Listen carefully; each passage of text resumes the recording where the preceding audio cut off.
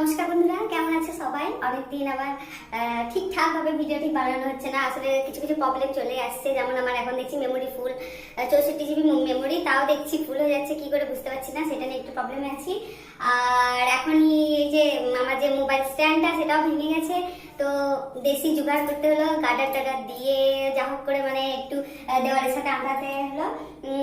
তো আজকে আর বেশি দেরি না করে সন্ধ্যেতে আমি যে রান্নাটা করবো ভাবছি, রান্না করতে করতে আজকে তোমাদের সাথে গল্প করবো। তো চলো আমি রান্নাটা স্টার্ট করে দিই। তো আমি আজকে ভাবছি আজকে একটা নতুন রেসিপি ট্রাই করবো। শিখলাম, আমি নিজে উদ্ভাবন করিনি, আগেই বলে দিচ্ছি। আমি একটা ভিডিও দেখলাম যে সোয়াবিন আর ডিমের রেসিপি। তাই প্রথমে সোয়াবিনগুলোকে ভিজিয়ে রেখেছিলাম, এগুলোকে একটু সিদ্ধ করে নেবো।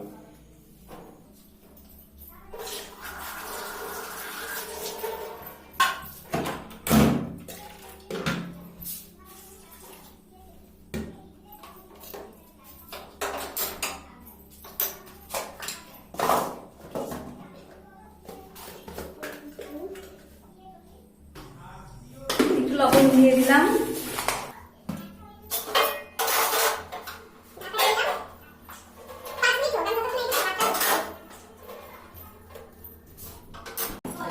আমার ডেইলি ব্লগ নিয়ে আসা হচ্ছে না, ওর জন্য আমি রিয়েলি সরি, বাট চেষ্টা করছি এবং চেষ্টা করবো ভবিষ্যতে আরো ভালো করার। তো থেকে এত মানে মৃত্যু খবর আসছে না, কি বলবো। আর দেখছি সব নদীতে লাশগুলো ফেলে দিচ্ছে, তারপর ঠিকঠাক দাহ করছে না। আবার হসপিটালের যে অবস্থা, আগে তো মানে দূরে দূরে মৃত্যুর খবর পেতাম, এখন তো মানে কি বলবো, করোনা মানে সে আত্মীয় হয়ে যাওয়ার মতো ব্যাপার আর কি। তো এটা সিদ্ধ হতে হতে আমি ততক্ষণে মশলাটা তো হয়ে গেছে, 5 মিনিট ভালোভাবে সিদ্ধ। এবার আমি এটাকে তুলে নিয়ে ঠান্ডা জল দিয়ে দেবো, দিয়ে ভালো করে ধুয়ে নেবো।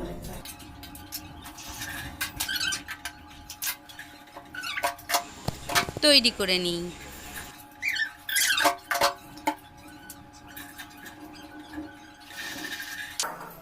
এটাকে আমি ভালো করে মিক্সিতে এবার পেস্ট করে নেব। মিহি পেস্ট করবো না, মানে একটু কি বলবো, হালকা যেন একটু থাকে,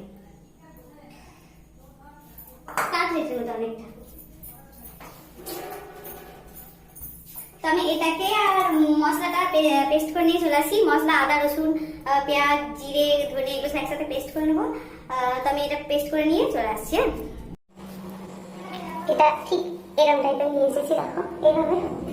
এবার আমি এটার মধ্যে একে একে সব জিনিস এই যে পেস্টটা করলাম, এই পেস্টটা এর মধ্যে অল্প একটু দেবো, বেশি না। বাইরে খুব মেঘ করেছে, যখন তখন বাইরে চলে যেতে পারে, মেঘটা আছে। যেহেতু আমি সোয়াবিনে লবণ দিয়েছি, তাই এখানে আমি অল্প একটু লবণ দিলাম, যেহেতু দিয়ে দেবো আমি এতে।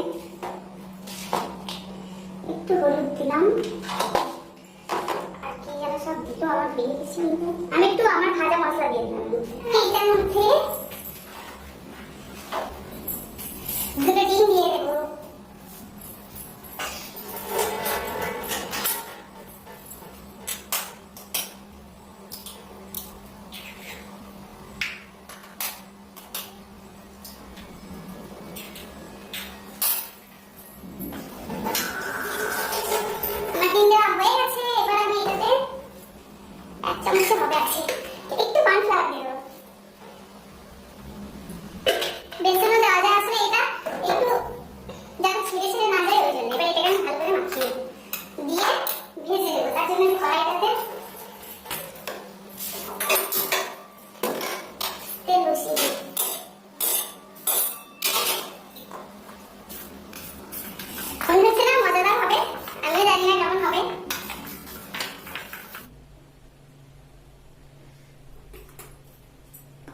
দুই থেকে আড়াই চামচ মতো তেল দিলাম।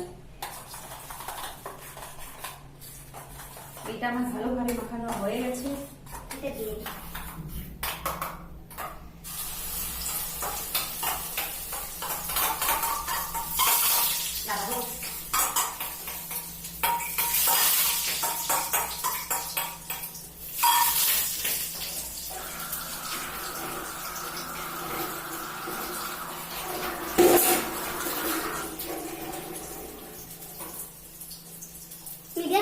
তলাটা খুব পুড়ে যাবে, ওটা আর হবে না।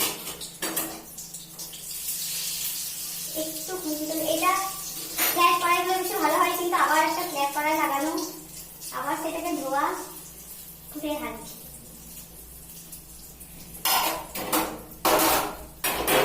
1 মিনিট ঢাকা দিয়ে দিলাম। পেঁয়াজটা কেটে নিই।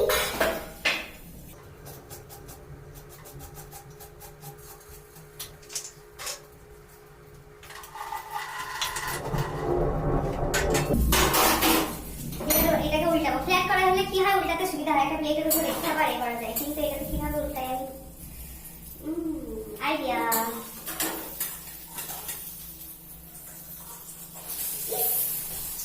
হয়ে গেছে।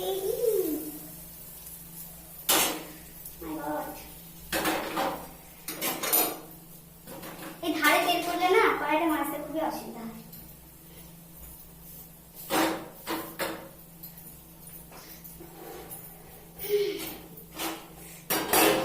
এরপরে 1 মিনিট ঢেকে দিলাম।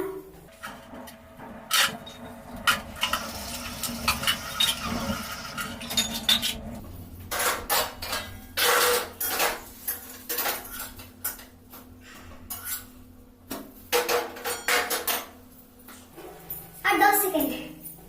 10, 9, 8, 7, 6, 5, 4, 3, 2, 1 দিলাম।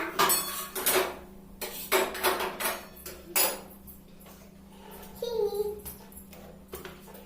এবার আমি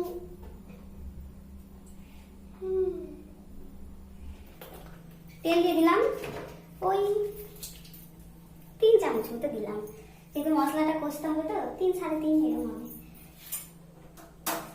কোনো কাজ করতে করতে আমার কাউন্ট করা অভ্যাস, যেমন বোতলে জল ভরার সময় ভাবি যে 50 গুনবো, ততক্ষণে যতটা ভরে ততটাই নেবো আমি। এবার যখন 50 গোনা হয়ে যায় আমার, তারপরে দেখি এতটা হয়ে গেল, একটু বাদ আছে, আর 10 গুনি। এভাবে আমার হয়ে যায়, আমার সব জিনিসের ধৈর্য খুবই কম। তেল চলে এসেছে, আমি একটু তেজপাতা আছে কি আছে আছে বলিস না রে।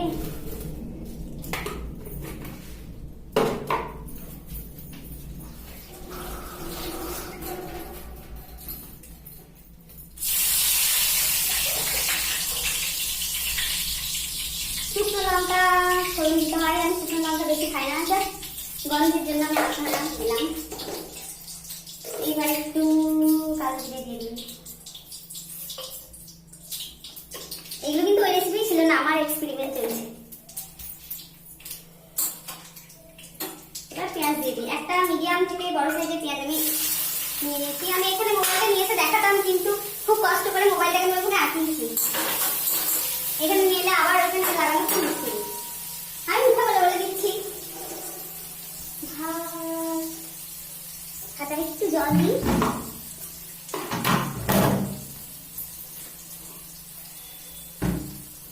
ভাতটা অনেকক্ষণই হয়ে যেত, কিন্তু আমি দেখছি অল্প আছে দিই, ভাতের দিকে আর খেয়াল রাখতে হবে না আমার। এদিকে আমার রান্না হতে হতে ওইদিকে ভাতটা আস্তে আস্তে হয়ে যাবে।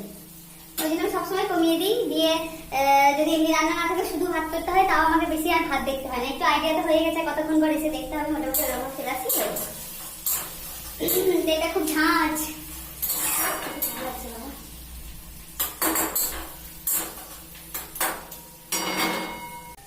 এবার মশলাটা দিয়ে দিলাম। পেস্টে আধা থেকে একটা টমেটো দিলে খুব ভালো হয়, যেহেতু আমার কাছে এখন টমেটো নেই, আর এই লকডাউনে টমেটোর জন্য আর বাজার যেতে আমি মানে অ্যালাউ করলাম না, দেখছি শুধু শুধু। ওই জন্য আমি কি করবো, ওই জন্য একটু টমেটো সস দিয়ে দেবো।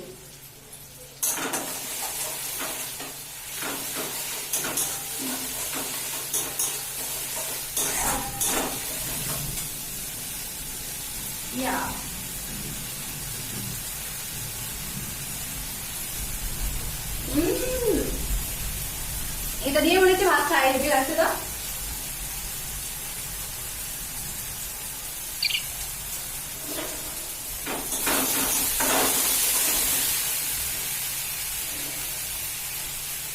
হলুদ দিয়ে দিই,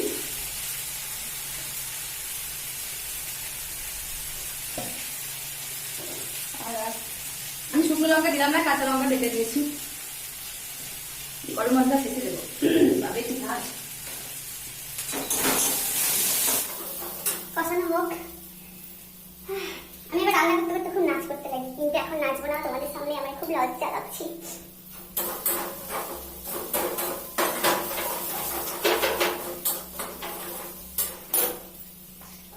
সামান্য জল দিই, ভালো করে মশলাটা কষাতে হবে।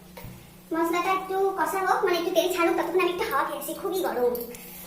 তোমাদের সাথে গল্প করতে করতে আমি আলু দিতেই ভুলে গেছি। তো মশলাটা কষানো হচ্ছে, হালকা একবার ভেজে দিলে খুব ভালো হতো, কিন্তু আমি এটাই দিয়ে দিই। মশলাটা কষানোর সঙ্গে সঙ্গে আলুটা একটু কষানো হবে। আর কি করবো, আলু না দিলেও চলে, কিন্তু আলু দিলে একটু বেশি ভালো লাগে। বাঙালি তো সবেই আলু, ঝোলে আলু, শাকে আলু, টকে আলু, তারপর চাউমিনে আলু, চাইনিজ, ইটালিয়ান যা খাবার বাঙালি খায় সবে আলু ইনক্লুড থাকেই। মজা করলাম। ভাত হয়ে গেছে, ভাতটা এবার মারটা ধরিয়ে দেবো, আর এটা আর একটু কষি, ততক্ষণে কষার পর ফিরে আসছি। মোটামুটি কষানো হয়ে গেছে, এবার আমি একটু সস দিয়ে দেবো। টমেটো নেই না, ওই জন্য। এবার একটু সামান্য চিনি দিই, খুবই সামান্য।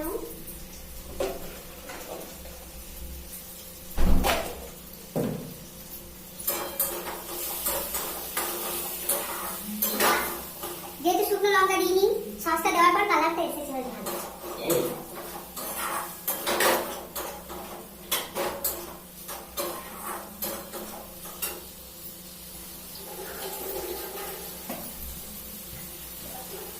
আর 2 মিনিট কষাই, তারপরে আসছি। এবার একটু গরম মশলা দিয়ে দেবে, আজকের জন্যই ছিল গরম মশলাটা, প্যাকেট খাতাম।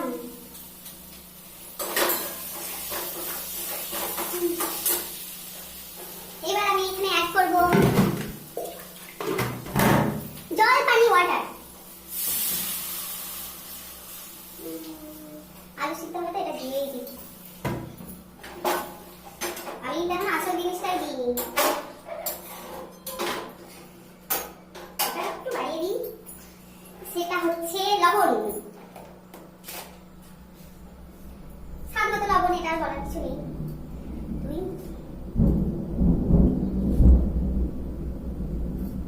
আবার লাগলে পরে দেবো, বেশি করে লাভ নেই। তো আলুগুলো ফোটার পর, মানে সিদ্ধ হওয়ার পর, তারপর আমি এই ডিমের এটা দিয়ে দেবো, ডিম আর সোয়াবিন। এটা আমি পিস পিস করে কেটে নেবো।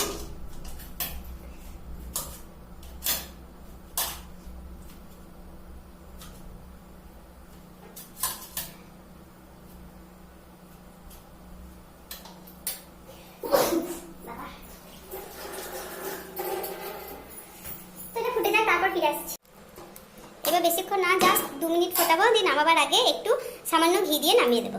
ঘি দিয়ে দিয়েছি, এটা হয়ে গেছে, এবার আমরা খাবো। আর ভিডিওটা আর বেশি লং করতে পারলাম না, কারণ আমাকে ওয়ার্নিং দিয়ে দিয়েছে যে আমার স্পেস খতম হয়ে গেছে ফোনের। তো এটা নিয়ে আবার একটা টেনশন। তো ঠিক আছে, বাই, সবাই ভালো থেকো আর সুস্থ থেকো, সাবধানে থেকো, দেখা হচ্ছে পরের ভিডিওয়।